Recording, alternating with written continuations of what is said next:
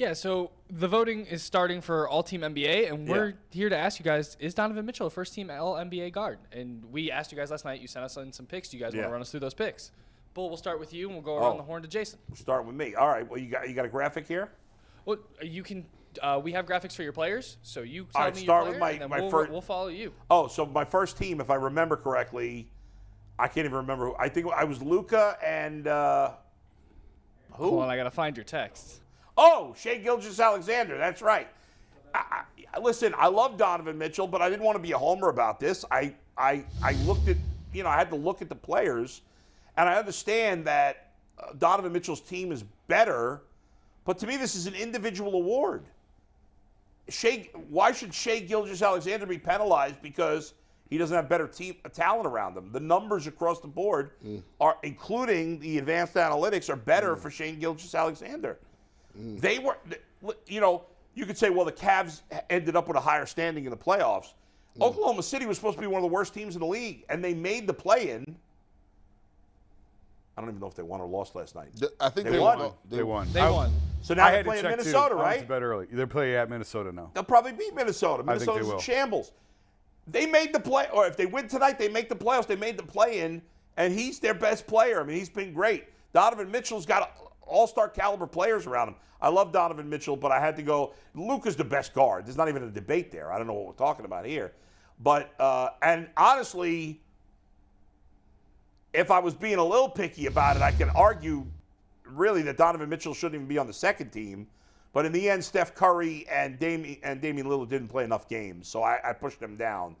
So I love Donovan Mitchell, but I put him on the second team with, I believe, De'Aaron Fox was my other pick.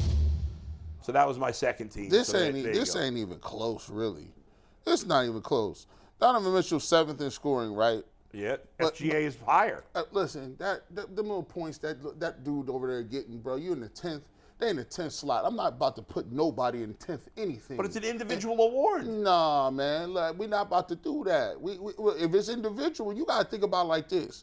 Donovan Mitchell took a team in the Cavs that lost in the play-in and elevated them to the #1 defensive team. He's on that team. And on top of that, he got them the 4th seed, first round in the playoffs, home court advantage. And we haven't seen, and I stand by it.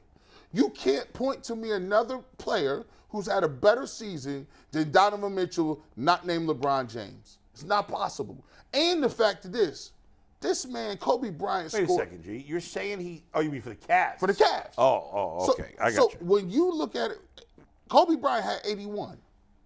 That's Kobe. They almost tried to make that man Kobe. They almost tried to change the logo. This dude has 70.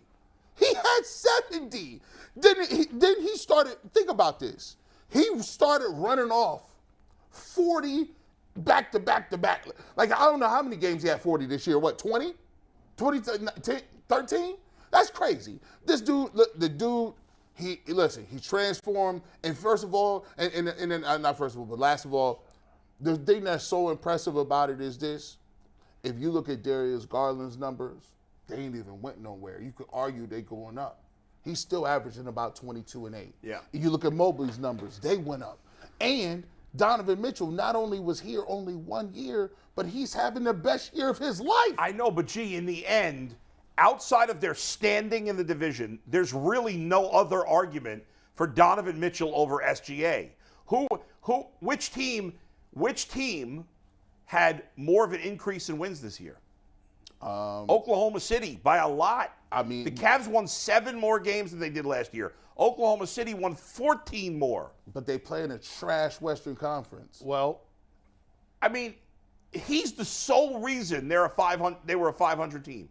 Sole reason. Which is why SGA is one of my first-team All-NBA guards, and why Donovan Mitchell is my other first-team NBA guard. See what the difference? And Luka Doncic is second team. I see what you did right there. I put Luka on second team because But he's a better player than both of those guys.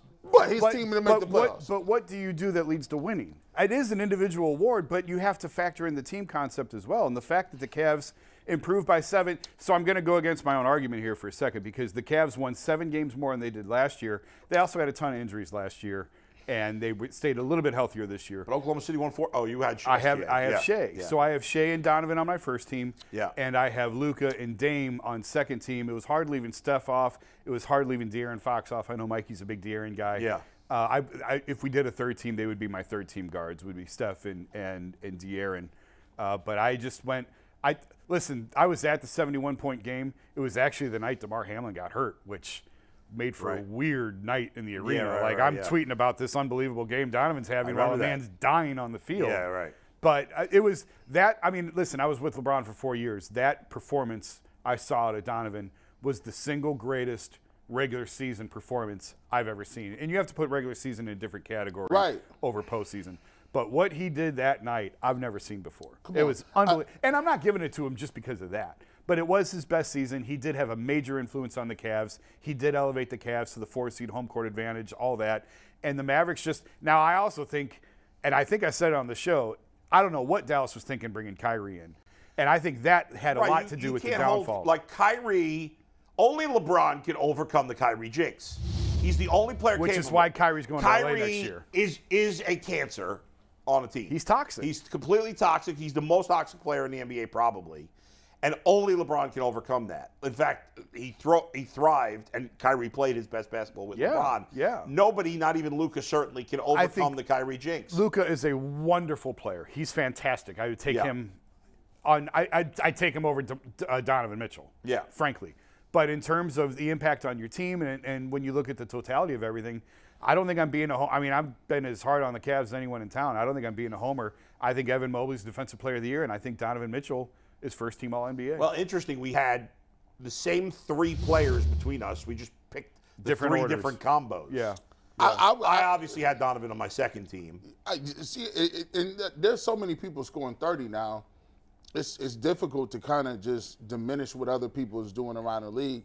I just feel like when we look back at this and we look at like LeBron and Kyrie and some of the great teams in the 80s with the Cavs, I think we'll get an opportunity to see how we feel about it, because if Donovan plays well in the playoffs, that's what it's all about. We're gonna go back and then look at the regular season and say, "Wow, that he was really doing." Meanwhile, something. the opposite. If they lose to the Knicks, they'll diminish. I don't care about what Donovan did anymore. No, that's fair. Like, I don't care. You know, ultimately, the Cavs won 13 more games than the Mavericks. That counts for something in my book when it comes to voting. You know, and think about it. I mean, the Lakers, they got AD and LeBron. Like, it's something to be said for coming up and being a 4th seed in the East when you got the 3 favorites in the East. Like, you got Dallas, Milwaukee, Philadelphia, and Boston. Those guys, and they got great players on each of those teams. And for the Cavs to be there and to sustain throughout, and then to be at a position where it was no doubt. I was thinking they was going to take a step back. I said when the season started, I thought the Cavs were the 3rd best team in the East. I still think they're the 3rd best. I'd take them over Philly. Like I would. Because we already know James Harden never comes through in the playoffs. Yeah, I would take the Cavs over Philly in terms of I think Milwaukee and Boston are a class above everybody else. Isn't it funny? None of us even mentioned James Harden. Oh, I'm really down on Harden. That's the thing. But everybody's down on Harden because he's been a choker in the playoffs. Yeah. Oh, for sure. And it's hard to watch. I mean, put some big numbers, but I don't like his game. No. The dribble, I just hate it. It's the word, the dribble, hesitate, dribble, throw my arms through your arms. Yeah, he's hard to watch. It's just, that ain't painful. But credit to the Cavs. I mean, you know, we talked all year about what a meat grinder the East was going to be. There was going to be a team that disappointed. The Hawks were that team. The Nets ultimately were that team. You knew the Nets could implode at any moment, and they did. And the Hawks were the one team that really didn't meet expectations, given they had a big offseason move too. And they ended up having to make a coaching change, and the whole organization has just been under pressure really since the end of last season. But the Cavs maintained, and they met the expectations were elevated when Donovan got here, and they met them. How big of an upset would it be if the Cavs, and we getting ahead of ourselves here, we understand they could take an L to the Knicks. So that's 100%. That's for sure. Full disclosure. This is going to be the best first round matchup in the playoffs, I think. How big of an upset would it be if the Cavs could beat the Milwaukee Bucks? Oh my God. Stunning. It'd be the biggest upset of the playoffs. I, Nobody was going to give them a chance. I'm saying in like Nobody. 20, I'm saying in 10 years, like 20 years, like I'll tell you this. Budenholzer probably gets fired if the Cavs if win they that lose the next Cavs. Even though they just won a championship I 2 think years ago? But it's about what's coming. And they have a lot of decisions to make. They have to keep Giannis happy. They have contract extensions coming to these guys. We've talked about it before. It's part of the reason the Haslams are going there is to foot the bill for something. Maybe that's a knee-jerk. Maybe that's a Duke and knee-jerk thing to say. Look, it will be discussed if changes need to be made. Because I'm looking at it. See, to me, if we were looking at it from a Boston standpoint, I actually think the Boston Celtics are not scary. I think they're winning the championship. I think they're terrifying. I'm more scared of Milwaukee because I just don't. I've seen Jaylen Brown not play. I've seen him be okay, but I ain't never seen Giannis like. I just think that they're just more. Yeah, but you said Jaylen Brown, but they still got Jason Tatum. Tatum would get his. But if you ask me, would I be more scared of Milwaukee or Boston? I think you have. But are you basing that just based on how they played against them in the regular season? No, I'm basing. In fairness, though, Jason, between the two, I do think the Celtics are a better matchup only because the Cavs seem to really struggle with the elite big guys. There's nothing we and the can Celtics do. don't have a player like that. I don't think they're going to beat either team. Right. But if I had to choose, I'd give them a slightly better chance to beat. I just think if you look at them. I'm like, okay, well, can Jared Allen play ball with Horford? Sure. Could Evan Mobley, he play his game? Yeah, but when you look at those guys versus like an Embiid or versus a Giannis, it just seems like he just walks through them. Like, move out the way, I'm going to score. I mean, Giannis is going to be the best player in any series in the East. I'd take him over Joel Embiid. Giannis is the best player on the floor. But beyond that, I like Boston's depth. I like their wings. I like their ability to switch and the way they defend and their multiple scoring options. I think Boston should have won the championship last year. I think they will win it this year. Cavs, by the way, it's probably the lowest, but they're still minus 200 to beat the Knicks. Yeah. I mean, that's a decent favorite. Yeah. The Cavs should win this series, but it's not a massive upset if the Knicks win. Cavs are I think the Cavs have the more talented roster. I don't think it's close. Yeah. But it's not just about talent in the playoffs. Talent only gets you so far. It's experience. The Knicks have the coaching edge. They do. Right now they do. Right. Now, they don't have a lot of neither team has a lot of playoff experience in terms of the players. But what we do have is we do have a read, and then we can get back to it. Yeah, I just want to chime in real quick, guys, and remind everybody that your 12 o'clock lunch hour of the Ultimate Cleveland Sports Show is brought to you by Colleague Racing, the official NASCAR team of Northeast Ohio. Every time I see Anthony in like one of his heavy metal T-shirts, which he wears often, can we see that? Anthony's T-shirt. What does that say? This is Ice Nine Kills.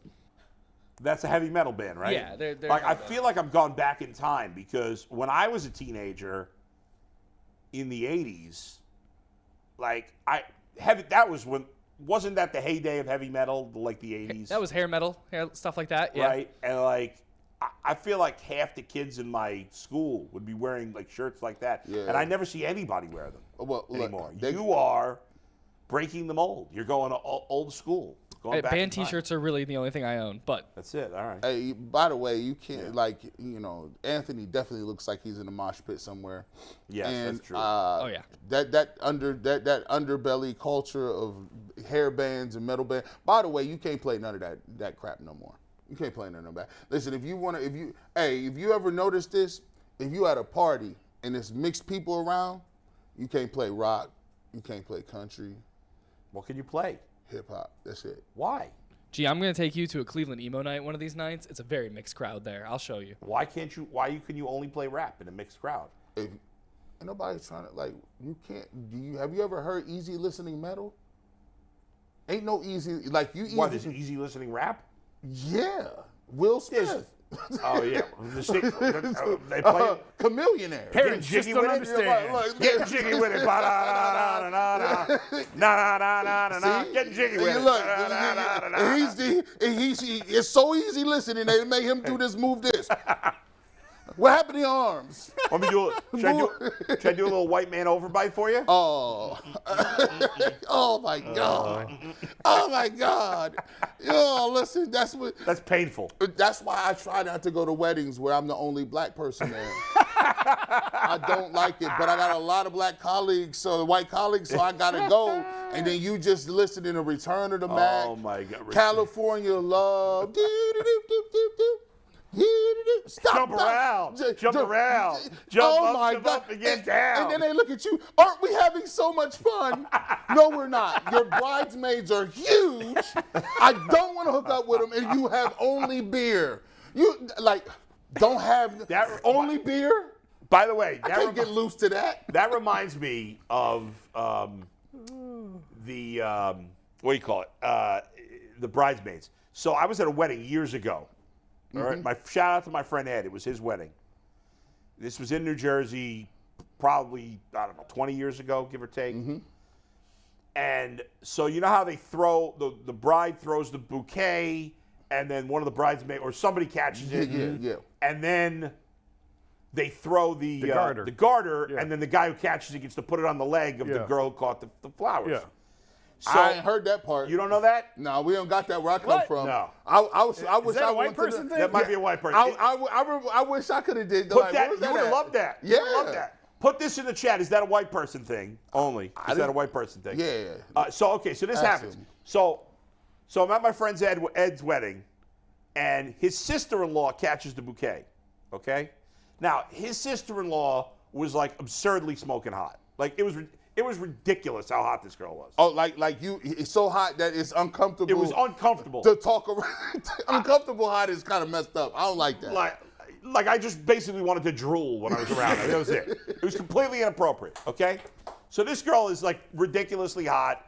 At the time, I was probably like 30, So whatever. She was like 23. Like, ridiculous. It was ridiculous. So 1 versus 8. so they go to throw the garter, and I see the other guys, and I'm like, this is a shady looking bunch here. And I just turned to the group of guys and I said, that's my garter. And a couple of guys started laughing like I was joking around. And I said, no, that's my garter. I am getting, okay, they threw it up. I'm throwing elbows. I got the freaking garter, baby. So hold on. I want film work in this. So what did so the girl, what did she do? She got. So what happens is, So how high above the knee did you go? You start sliding up the garter, like everybody's watching, Yep. and you keep going until she stops you. You go above the knee. Now some guys, as we all know, are wimps, and they just stop at a certain point. I am not one of those people. Did you use your teeth? I don't think so. I probably should have. That was a failure on my part. I don't think I did. No, I didn't. I'm pretty sure I didn't. But I was not going to stop until she told me to. I'm not. I think the police show up. Assault charges. Jason, I was shooting my shot, baby. I was shooting my shot. I went up that leg as far as I could. Eventually, she stopped me. Now, this is all, listen, apparently there was Me Too going on during all of these weddings, too. This was completely legal and appropriate. I did nothing. I did nothing. She stopped me, and I stopped. Okay? Where did she stop you? At the knee? No, I got the thigh. Mid-thigh? I got mid-thigh. Oh, this is So when I get to mid-thigh, I'm thinking, this is troubling. I conned myself into believing that I had a chance with this woman. Oh, listen. Please don't act like, please don't say you had a conversation with her. No shot. I did not, nothing. She's a very nice girl. She's married now. All the best to her. But I got nowhere. Hey, this is... I was shot down. But in that moment, I was a star. For 2 minutes. Things you can't do because the world changed. That segment was brought I don't to you agree by- with that. Anthony has a brown bag and is having a panic attack back there. She stopped me and I stopped. Nothing inappropriate. There we go. That's part of the deal. Cavs. How about showing up? No, come on now. Cavs How about showing up playoffs. a wedding and now G. Bush is trying to get the garter? G. Bush is getting the garter. That's right. Well, I didn't So know. now you got to start going to some more white people. I didn't know this was going on at white weddings. I didn't know there was a permission slip. G, you want to be my +1 to the wedding I'm going to at the end of the month? I got to see. Want to fly North Carolina with me? Listen, first of all, that was old G. Bush.